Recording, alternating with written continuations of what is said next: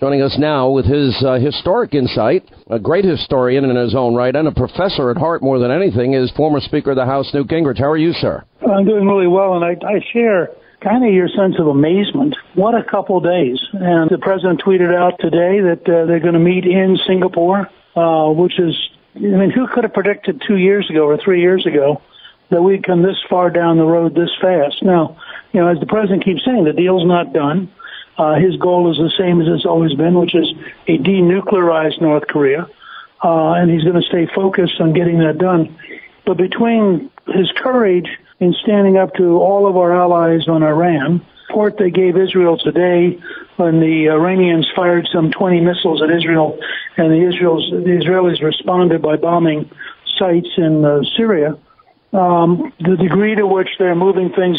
I thought the classic moment this week is the New York Times wondering where Secretary of State Pompeo is and why is he missing when the president announced the Iran deal.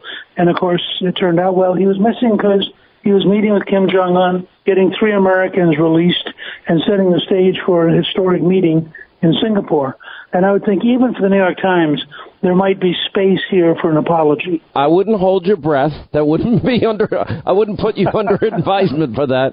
I'm strongly considering, I think we're going to take this show, this radio show and TV show to Singapore. You know, this has, look, you're right. Oh, you want to. We don't know what the final outcome is going to be, but I know this. We haven't had a rocket fired since Kim Jong-un said he wouldn't fire them. We had the hostages released. I mean, that image of Kim Jong-un crossing the DMZ into the arms of the South Korean president, and the fact that he's willing to talk about the denuclearization of the entire region, and America didn't have to drop $150 billion in cash and other currency. It's a pretty amazing moment. Very reminiscent, I think, of the Berlin Wall.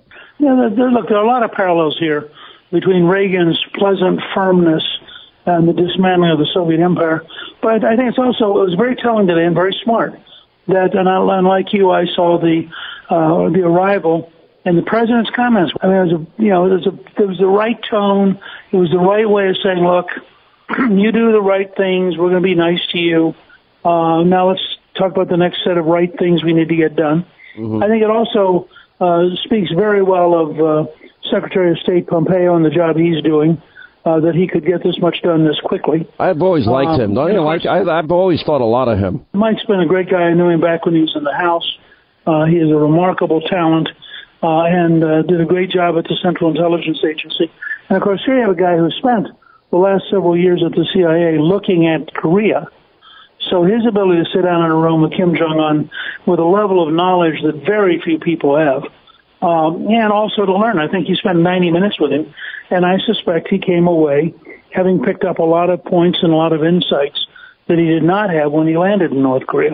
Let me move on. In the midst of all of this foreign policy success, and in the midst of, let's see, we're now headed to 4 million new jobs created by the president, the lowest number of people on food stamps in years. Every economic statistic is more unbelievable than the next. 14 states have record low unemployment numbers, record low unemployment for African Americans, Hispanic Americans, women in the workplace.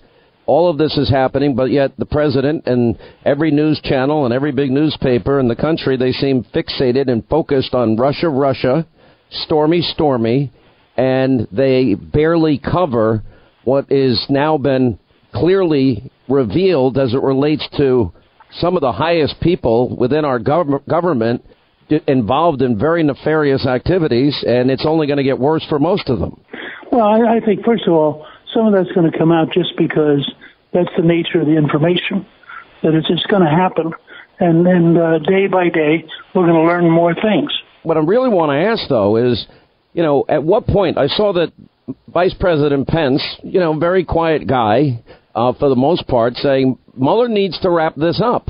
And I don't see Robert Mueller and his merry band of Democratic donors and people with very questionable ethical histories like Andrew Weissman wrapping it up.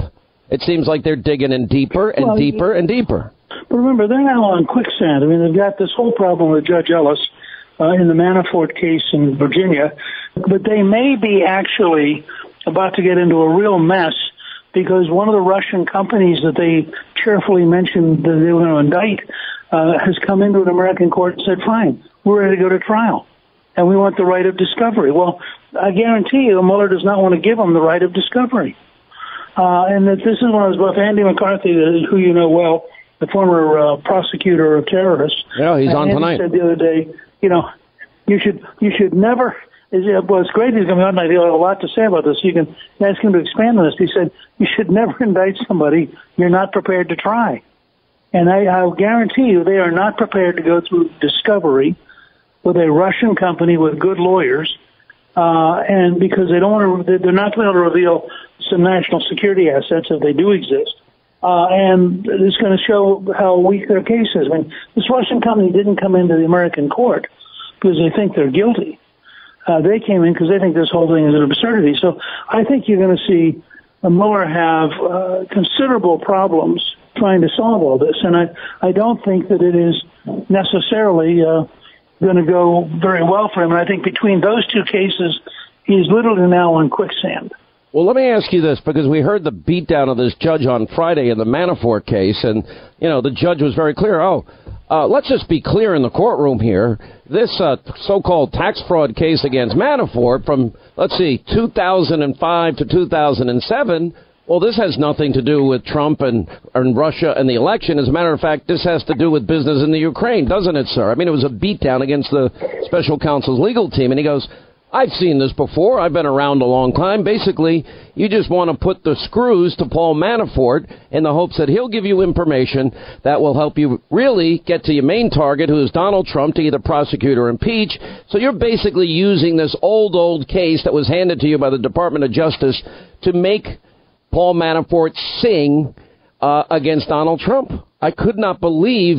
And the judge didn't stop, Mr. Speaker. I think he clearly made the case in a way that was devastating, and that even the mainstream media decided they had to actually report. And I thought it was a substantial loss of prestige for Mueller. And as I said, that's now been followed by this new effort by the Russians to actually force Mueller to go into court and prove his case.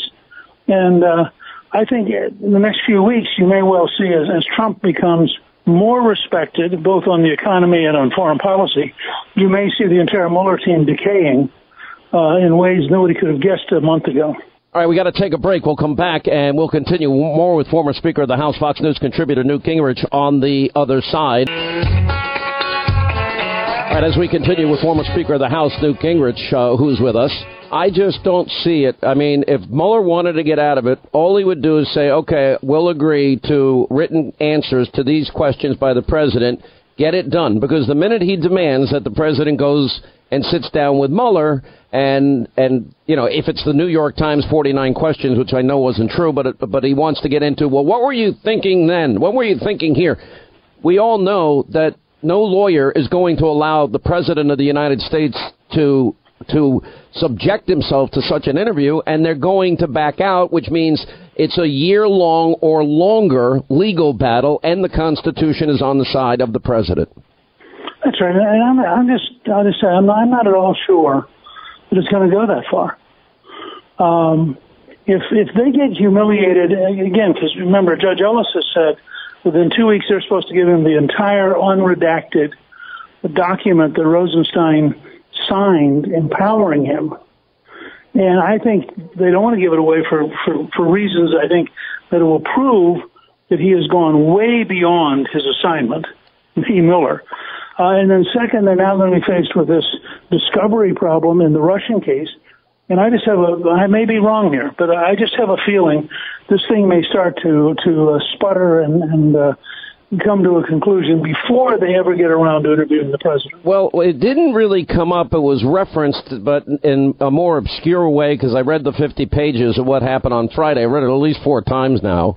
And what was fascinating to me, if you look at the timeline, the judge was talking a lot about the Rosenstein mandate and what it was given in terms of powers handed off to the special counsel, Mueller, and then he appointed his team of unethical Democratic donors. But putting that aside, if you look at the timeline, they raided Paul Manafort's home at dawn on July 26th.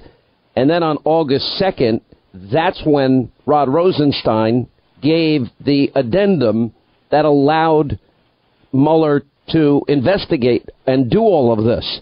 Now, maybe I'm just, small town kid from Long Island, New York, and maybe I've got it all wrong, but to me it seems to be the exact opposite that should happen, that if Rod Rosenstein wants to approve this type of action against Paul Manafort for a tax issue in 2005, he should actually issue the approval first before the raid takes place. Maybe I'm wrong.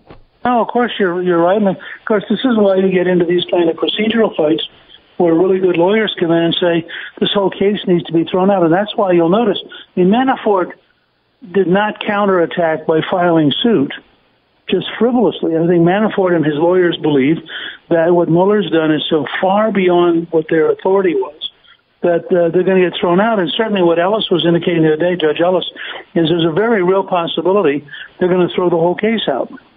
It just is. And then we go back to where we started here, and that is the foreign policy success of the president. Then we look at the economic success of the president, and really more, I think, impressive than anything else is that when this president makes a promise, he keeps it.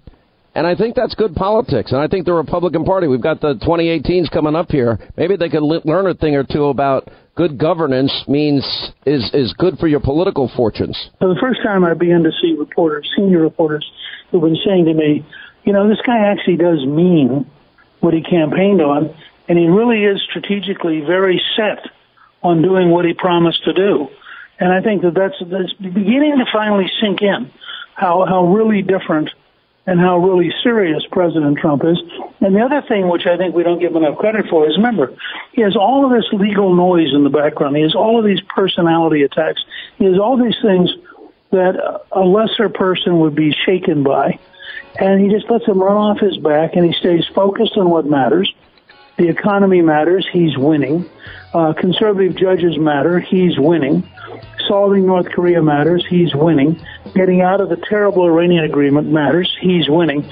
And I think from the level of ability to ignore the pain and focus is really a remarkable thing, and he deserves as much credit for that as he does for the actual achievements.